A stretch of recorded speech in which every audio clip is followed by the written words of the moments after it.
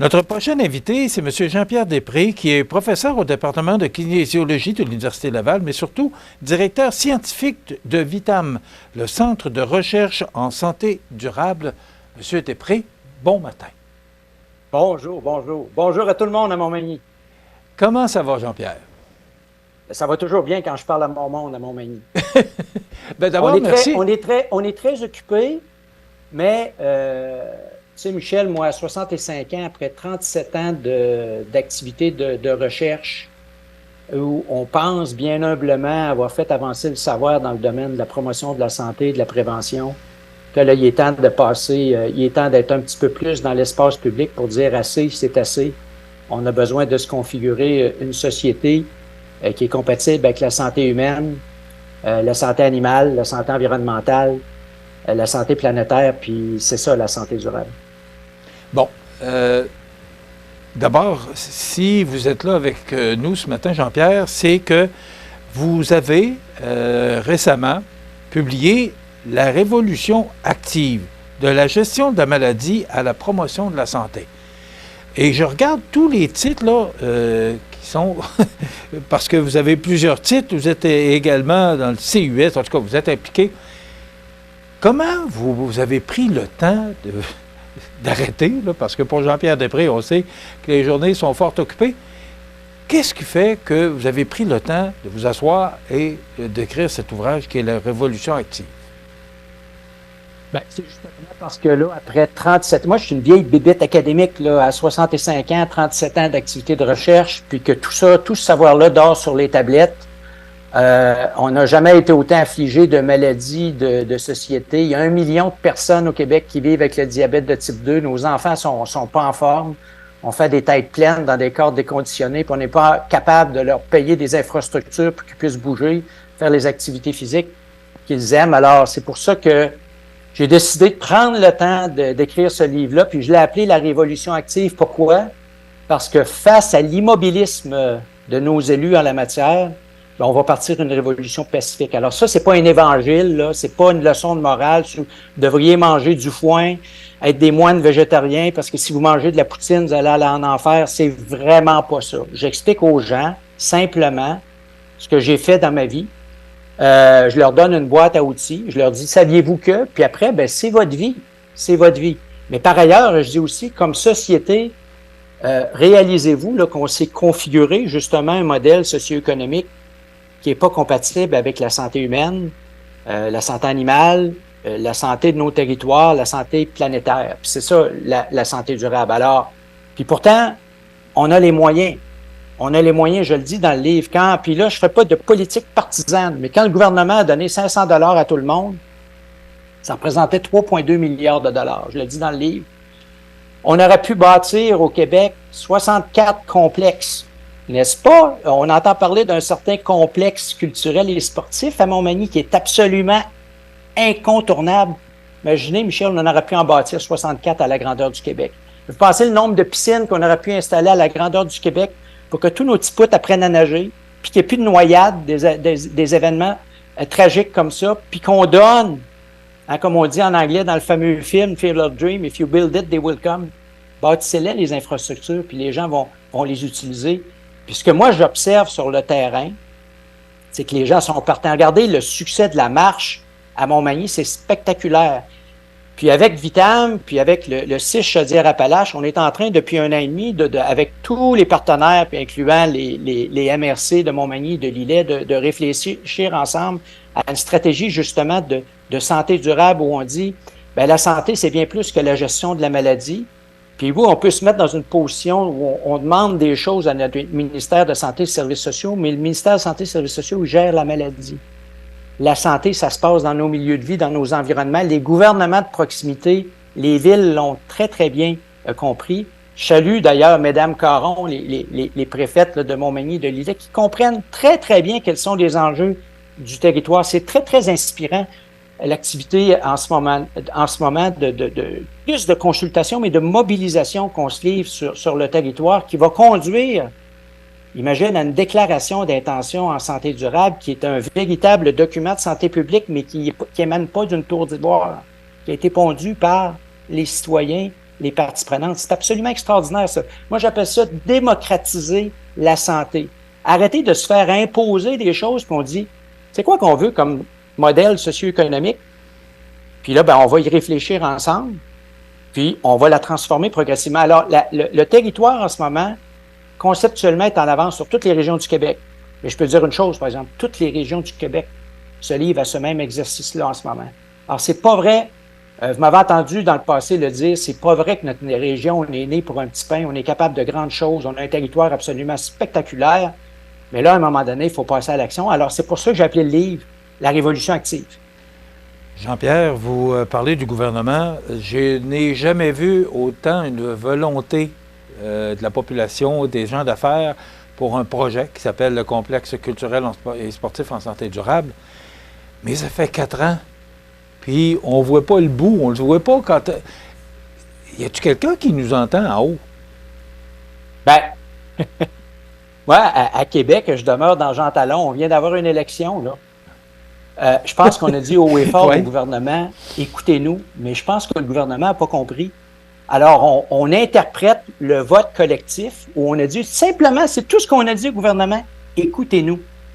Alors, on va le dire haut et fort, puis j'espère que ça, en passant, Michel, toutes les redevances que je reçois de ce livre-là vont à une fondation. Alors, je ne ferai pas un sou. Alors, la copie que je tiens dans les mains, là, je l'ai payée moi-même, OK? Alors, je veux pas qu'on m'accuse d'épris faire la promotion d'un livre pour faire de l'argent. Non, ça, c'est un cadeau que je veux faire à la population du Québec. Je leur dis, regardez là-dedans, là, vous avez tout ce que j'ai étudié depuis 37 ans, mais c'est pas une leçon de morale, c'est une boîte à outils. Alors là-dedans, vous allez trouver, encore une fois, des trucs pour doucement reconfigurer votre mode de vie. Il n'est jamais trop tard pour ce que j'appelle, moi, vivre en athlète. Pas besoin de faire de la course pour vivre en athlète, pas besoin d'être un sportif. Vous pouvez détester le sport puis vous pouvez vivre en athlète. Alors, je l'explique dans le livre. Jean-Pierre, dans une autre vie, je vous avais invité à Lévis pour une conférence justement sur la santé. Et j'imagine, j'entends encore quand vous parlez de système de gestion de la maladie, ce qu'on appelle nos petites pincées d'amour. Là. Vous, c'est ça que vous défendez, là, parce que il est là le problème, c'est notre tour de taille. Ben, vous êtes un des rares à défendre. Vous êtes un des rares à défendre et à crier haut et fort que notre tour de taille, il est très important, puis il faut le prendre au sérieux.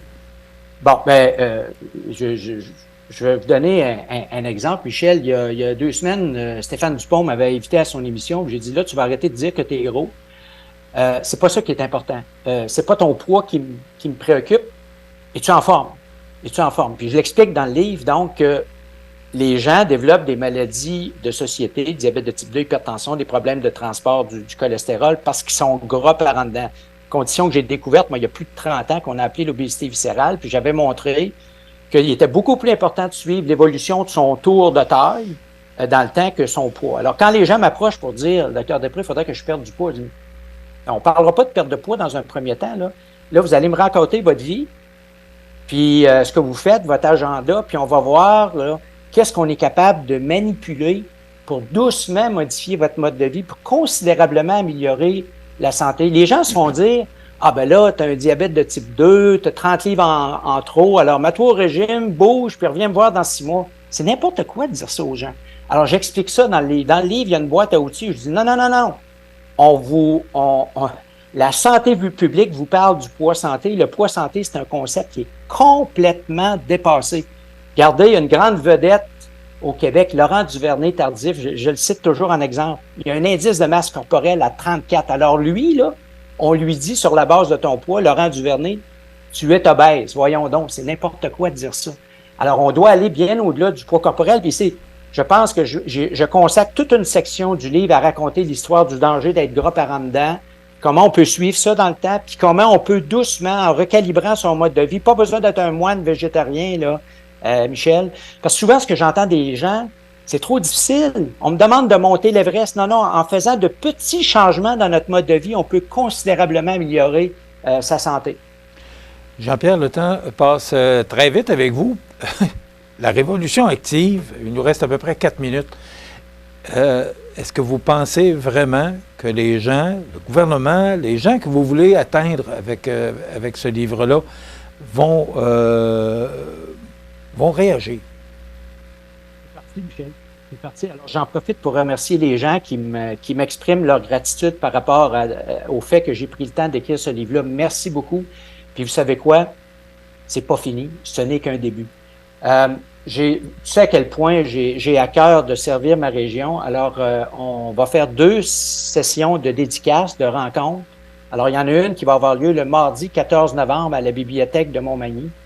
Il y en a une qui aura lieu le lundi 20 novembre au Café culturel, celle des habitants de l'Îlet-sur-Mer. Alors, ça va me faire plaisir de vous rencontrer. Le livre est disponible partout. Bien évidemment, j'espère que vous allez acheter le livre à Montmagny, à la librairie Livre en tête, parce qu'on veut encourager l'économie de notre région, mais je sais qu'il y a un manque en ce moment. Là.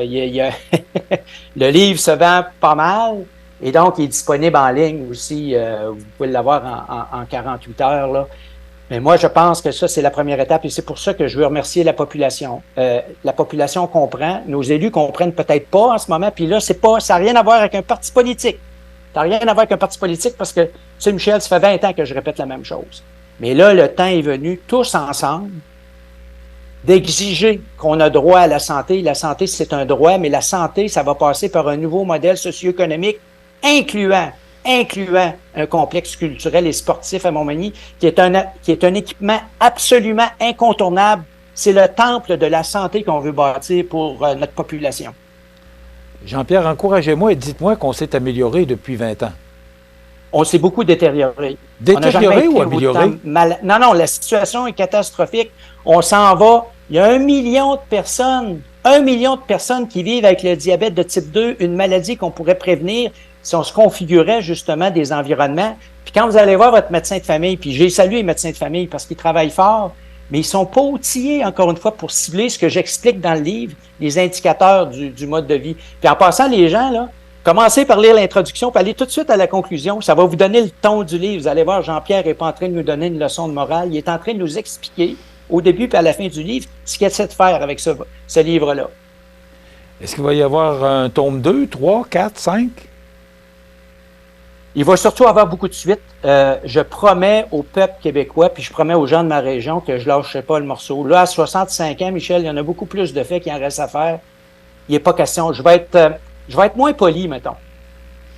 Est-ce qu'on va vous voir à Montmagny? Bien là, vous l'avez dit, à la bibliothèque prochainement et à Lillet.